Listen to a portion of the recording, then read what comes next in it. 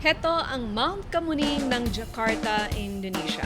Hello, I am Jackie Manabat, a journalist and a content creator. Madalas ang balita tungkol sa problema, kaya ang hahanapin naman natin solusyon. So may plano ng palitan ang Mount Kamuning at kung may pwede tayong gayahin ay itong Karet Sudirman Pinisi Bridge.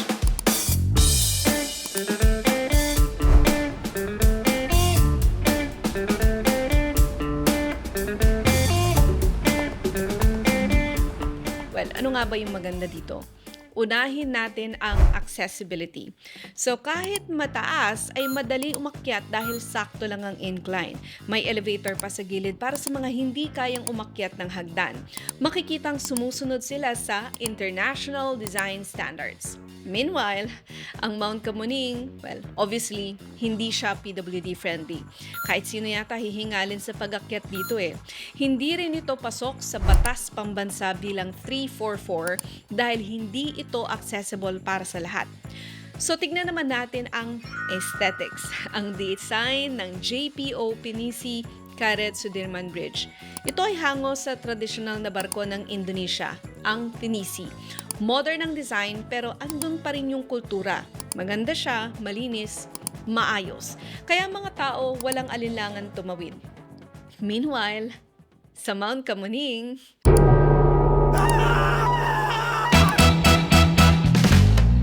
pero alam nyo, hindi rin naman ganito kaganda ang Pinisi Bridge dati. Rewind tayo noong 2021 noong hindi pa siya naayos.